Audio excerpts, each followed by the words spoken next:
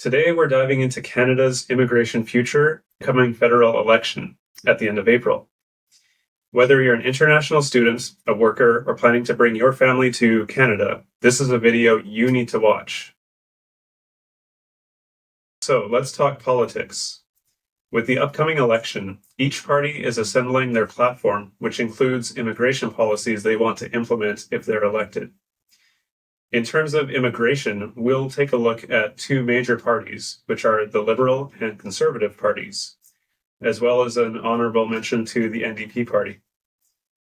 So what do these parties say about their immigration platforms for their running to become the next major seat in the government? For the Liberals, there's not much to say. They don't plan to make any major changes. They've said they're going to maintain the numbers as they are now, and there's no additional information about specific programs they wish to change or anything like that. In other words, they won't increase the number of newcomers until Canada has settled down in different areas, including housing, healthcare, and put more infrastructure in place. You can think of it like a way to catch up for newcomers to come into Canada without a mess of other problems like housing availability. They'll continue to support all facets of immigration, including the three major areas of refugees, family reunification, and economic programs, including skilled workers and business people. For Conservatives, historically Conservatives have been conservative about immigration policies. So, not unexpectedly, they do plan to reduce the overall number of immigrants, restrict programs, and do things of that nature. They've promised to reduce the number of temporary residents in Quebec specifically, and to give that province more power over how they choose their temporary residents. They haven't mentioned anything about other provinces, but they did mention Quebec specifically. They also plan to adjust the total number of immigration relative to new homes built, access to healthcare, infrastructure, that kind of thing. That's actually not too dissimilar from the Liberals. So on that front, they have similar ideas. They do plan to make a cap for the number of asylum seekers in Canada, though. That is a new introduction, different from the Liberals at this time.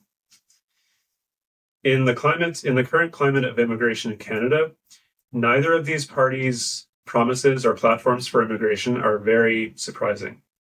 And this is something we could expect. Notably, I will mention about the NDP party. They have said that they plan to end Canada's closed work permits. That's a very blunt and bold statement. So basically what a closed work permit is, it's a work permit connected to a specific employer. Most of the time that means labor market impact assessment, LMIA, is used to work for a specific employer because they have a need for foreign workers. If the NDP party says they want to end all closed work permits, period, that will affect thousands of workers, but also thousands of Canadian employers. So they may elaborate on what they mean by that in the coming days, but that was a little surprising to hear.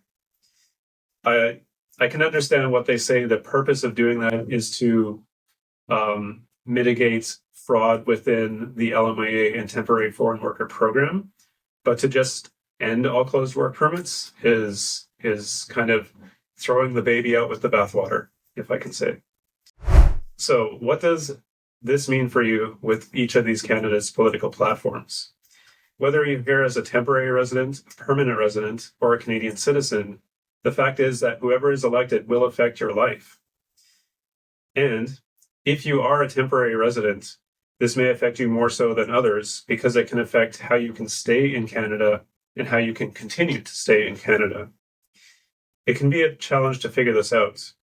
But if you need help navigating this, you can feel free to reach out. Thank you for your time.